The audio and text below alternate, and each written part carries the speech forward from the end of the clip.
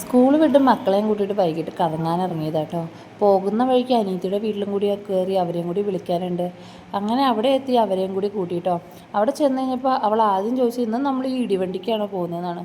ഓട്ടോറിക്ഷയ്ക്ക് ഞാൻ എന്ന് വന്നാലും അവൾ എന്നോട് ചോദിക്കുന്ന ചോദ്യം അതാട്ടോ. മക്കളും ഞങ്ങളെല്ലാവരും കൂടി ആകുമ്പോൾ ഭയങ്കര കൺജസ്റ്റഡ് ആണ് കേട്ടോ.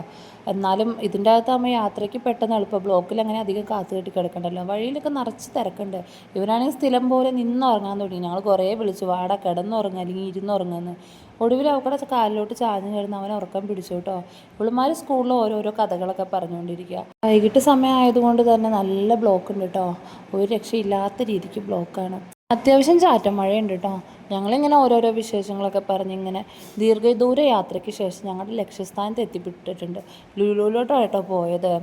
എൻ്റെ തത്ത എവിടെ പോകാനും ആദ്യം പ്രിഫർ ചെയ്യുന്ന സ്ഥലം ലുലു മാളാണ്. ഇനി എത്ര വലിയ ഉറക്കത്തിലാണെങ്കിലും തത്തേനോട് തത്തേ ലുലു എത്തിയെന്ന് പറഞ്ഞു കഴിഞ്ഞാൽ അവൾ ചാടി എണീക്കും കേട്ടോ. ഞാനിപ്പോൾ അവളെ ഉറക്കത്തിൽ നിന്ന് എണീപ്പിക്കാൻ വേണ്ടി ചെയ്യുന്ന പരിപാടി അതാണ്. അവൾക്ക് അത്രയ്ക്കും ഫേവറേറ്റ് ആട്ടോ ലുലു. എന്തോ അവൾക്ക് അവിടെ നിന്ന് വെറുതെ കിട്ടുന്ന പോലെയാണ്. അങ്ങനെ പാർക്കിങ്ങിൽ വണ്ടിയിട്ട് ഞങ്ങൾ എൻട്രൻസും ലക്ഷ്യം വെച്ചുകൊണ്ട് നടന്നുകൊണ്ടിരിക്കുക കേട്ടോ.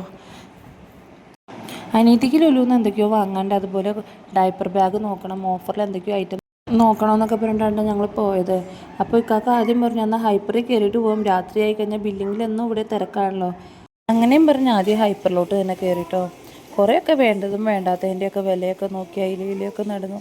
വേണ്ട സാധനങ്ങൾ മാത്രം എടുത്തു കേട്ടോ.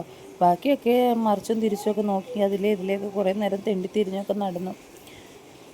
പിന്നെ അവൾക്ക് കുഞ്ഞിന് ഫീഡിങ് ബോട്ടിൽ വേണമായിരുന്നു. അപ്പോൾ ഞങ്ങളതിൻ്റെ ഓരോ ബോട്ടിലിൻ്റെ വിലയും കാര്യങ്ങളൊക്കെ നോക്കിയിരുന്നു.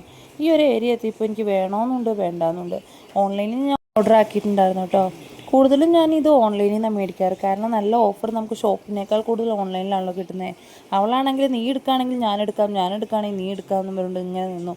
പണ്ട് മുതൽ അവൾ അങ്ങനെയാട്ടോ, എന്നെ പെടുത്തിയാലാണ് എന്തിലോട്ടും ചാടുകയുള്ളൂ. അങ്ങനെ ഞാൻ ആദ്യമോനെ ഒരു ഡയപ്പർ എടുത്തേ കൊണ്ട് അവളും യമ്മിമോനെ ഒരെണ്ണം എടുത്തോട്ടോ. ഇതുങ്ങൾ എവിടെ ചെന്നാലും കുരുത്തക്കേട്, അനങ്ങാതെ നിൽക്കില്ല. അതിന് വേണ്ടിയിട്ട് രണ്ടെണ്ണത്തിനെയും കിടന്ന് നിൽക്കാതെ ചീത്ത പറയുന്നത് കാണുന്നത്. എത്ര ചീത്ത കിട്ടിയാലും മാറ്റമൊന്നുമില്ല കേട്ടോ. പിന്നെ മക്കളല്ലേ, അതല്ലേ പ്രായം. പിന്നെ ആവശ്യം ഉണ്ടെങ്കിലും ഇല്ലെങ്കിലും അതിൻ്റെ ഉള്ളിൽ കിടന്ന് കറക്കുക. ഓരോ ഏരിയയിലോട്ട് പോകുമ്പോഴും അവർക്ക് പറ്റുന്ന എന്തെങ്കിലും സാധനം കണ്ടു കഴിഞ്ഞാൽ പിന്നെ അവിടെ അവരൊരു ഇരിപ്പാണ്. പിന്നെ കരഞ്ഞ് കാര്യം സാധിക്കുക എന്നുള്ളൊരിതിൽ. പിന്നെ ഇവൾക്ക് വീട്ടിലോട്ട് കറിക്ക് എന്തെങ്കിലും മേടിക്കണമെന്ന് പറഞ്ഞിട്ട് അവൾ മീൻ നോക്കാൻ പോയി. ആ സമയത്ത് ഇവൾ അവിടെ എന്തോ ക്ലേ ആണെന്ന് തോന്നുന്നു. അത് കണ്ടിട്ട് വാശി പിടിച്ച് നിലത്ത് കിടന്ന് ഉരുളുന്നാണ് കാണുന്നത്. പിന്നെ പിടിച്ച് വലിച്ചുകൊണ്ട് അവളെയും കൊണ്ട് പോയി. ഇവൾ സാധാരണ മത്തി മേടിക്കാനായിട്ടോ ഈ ഏരിയയിലോട്ട് വരാറ്. മത്തി നമുക്ക് മീൻ തട്ടിലും കിട്ടാറുണ്ടല്ലോ. എന്നാലും ഇവൾ ഇവിടുന്ന് മേടിച്ചുകൊണ്ട് പോകും. ആ ഒരു സമയത്ത് എൻ്റെ അതുമോൻ അവിടെ കുട കണ്ടത്. കുട, ബാഗ്, പന്ത്, സൈക്കിള്, വണ്ടി, ഇത് ഏത് കണ്ടാലും അവൻ വിടാറില്ല. അങ്ങനെ അതെല്ലാം തിരിച്ചും മറിച്ചും നോക്കിക്കൊണ്ട് അവിടെ നിന്നു. പിന്നെ ഞാനും അവളും കൂടി കുറച്ചും കൂടി നടന്ന് നീങ്ങി വന്നു കഴിഞ്ഞപ്പോൾ എൻ്റെ കൂടയിൽ വന്നവരെ കാണുന്നില്ല കേട്ടോ. കുറേ നേരം തൊലി കളഞ്ഞ ഉള്ളിയിലും വെള്ളുള്ളിയും ഞാൻ നോക്കി വെച്ചുകൊണ്ട് നിന്നിട്ടോ. പിന്നെ ചെറിയ തേങ്ങയൊക്കെ ഉണ്ടല്ലോ. അപ്പോഴത്തേക്ക് അടുത്തുള്ള ഡ്രാഗൺ ഫ്രൂട്ടിലോട്ട് എടുത്ത് ചാടി.